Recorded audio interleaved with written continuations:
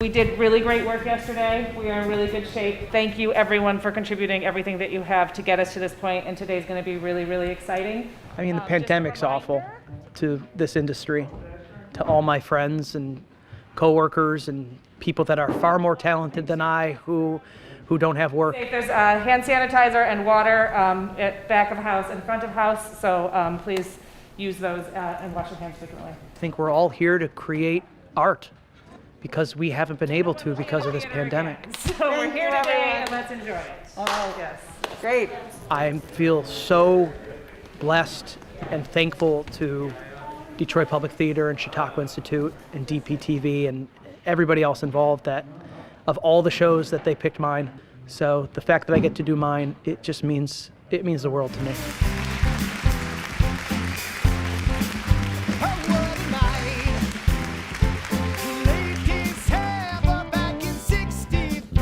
That filming was the start of our partnership with Detroit Public Television, where we've been looking for ways to partner with arts and cultural organizations such as DPTV to really showcase and highlight the benefits of our theater. You're just too good to be true. Preserving our legacy of arts and culture in this community is a really important value of the Conservancy.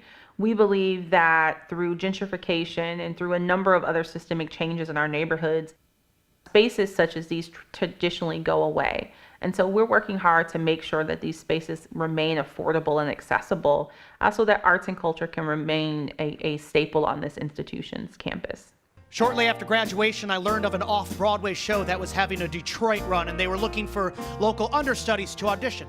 I figured I'd go. I'd have my first real professional audition experience. Our mission at Detroit Public Theater is really to provide theater for everyone, to make theater accessible, to make theater that our public in Detroit, that people who live in Detroit, people who are Detroiters see themselves reflected in the work that we do. So I think the values of DPTV and Detroit Public Theater are aligned. Probably needs more lighting because the camera can't, we can artificially give a little bit, but that's not going to look amazing.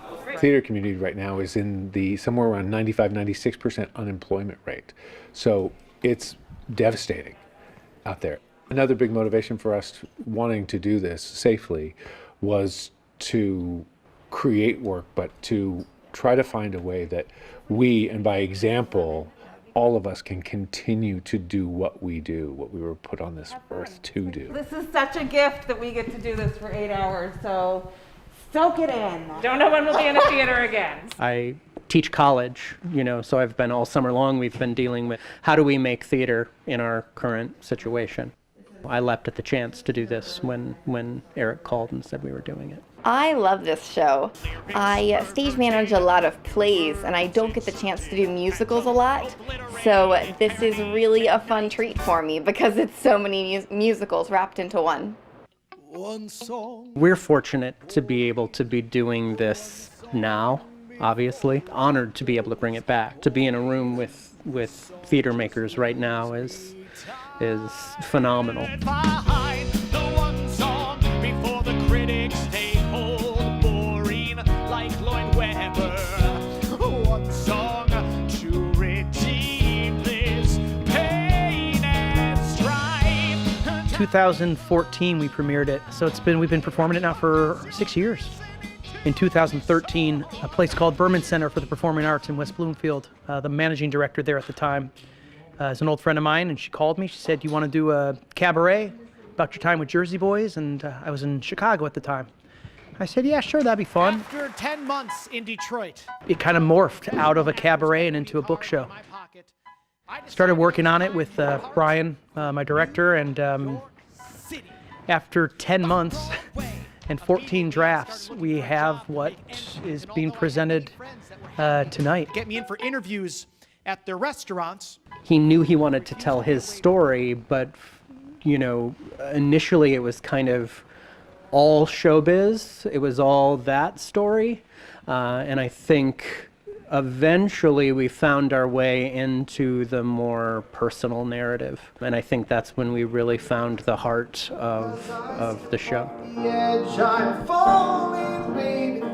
Brian was really instrumental in kind of piecing all my thoughts together, and so I don't kind of just go off the rails, so to speak, which sometimes I do.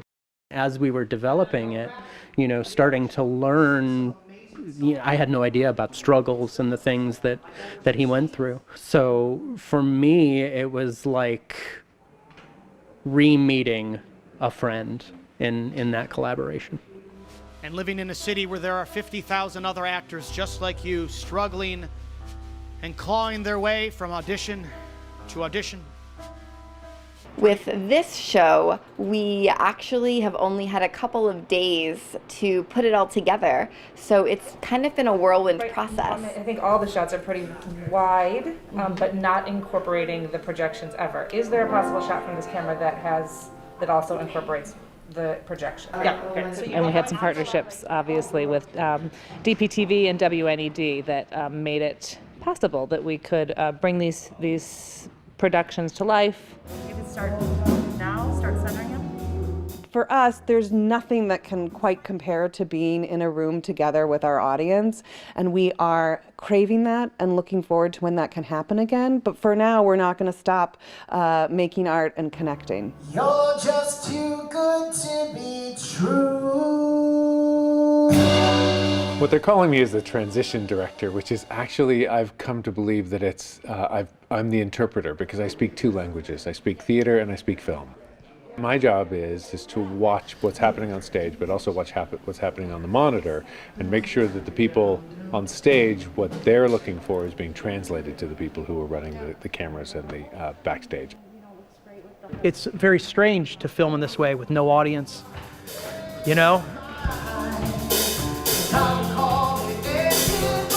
It's different. It's always different than being in a live theater. There's no replacement for gathering in the room together with an audience. As I recall it ended. It's a ghost town. So it was hard to adjust that way. So to not have the human bodies there, the cameras, he did a great job communicating with those and playing the show as if there was an audience. I've done this show for, 6 years. I've done it, 60 times, 70 times, and I always kind of know where the laugh is going to be or where the applause is going to be. 2,100 people think I am far too short to play this role. In Chicago, there's no holding for laughter, there's no holding for applause. So that's the big thing to kind of get used to.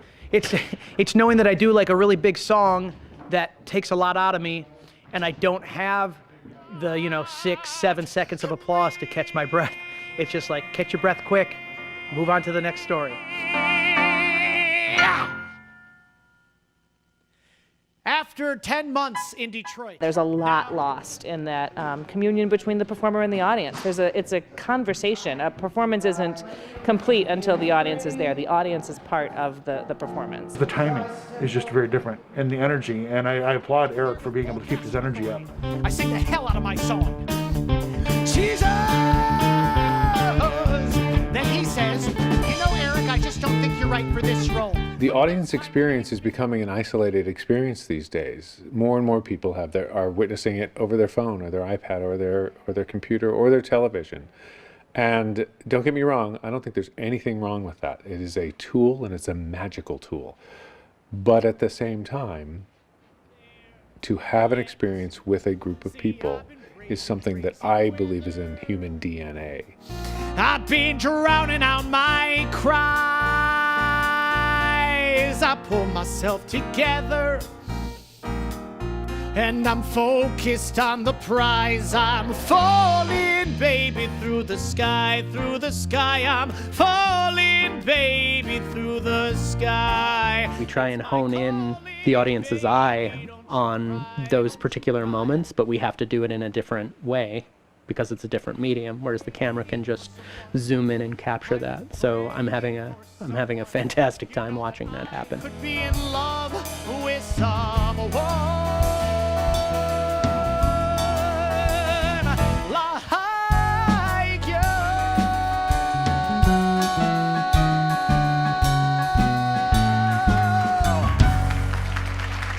With this project, we really wanted to keep it true to the spirit of a live, continuous production.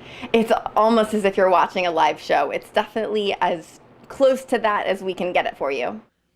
Theater and performing was a mere memory. And so there I was. It's funny how life throws you a curveball sometimes.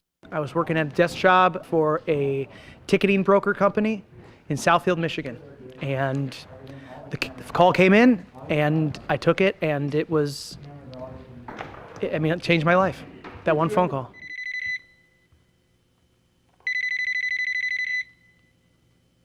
Hi, Eric? This is Jennifer from Dodger Theatricals. We would like to offer you a role in the first national tour of Jersey Boys. Talking to people that have seen the show over the years is they say, gosh, I was able to relate to this or to that, or, I have a kid that wants to go into theater, or I did this 20 years ago and then I gave it up, to raise a family, and our lives are all kind of paralleled that way. It's a great story, and I think one of the things to take away from it is being somebody who's earlier in their career, it gives them hope to keep working and not stop going till you get that break. We all get breaks, but sometimes it takes longer for other people, but work is the most important part of that, and Eric worked very hard for it. It's been an amazing week doing this, and an amazing few months getting this ready. And I just hope that people will not just appreciate the shows, appreciate the work that's going into them. This is an experiment. We're really hoping that this crosses that boundary and gives a lot of people who are missing the theater something that they haven't been able to go out to. Theater's not a part of everyone's life. Television is a part of everyone's life. So I think that television has a lot to offer us as theater artists.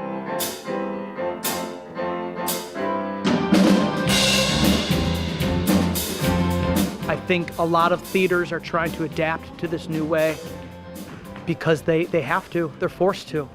And I only hope that all of these theaters that employ so many designers and artists will be able to do this, and will have the opportunity like I did, like Detroit Public Theater did, like Chautauqua Institute did.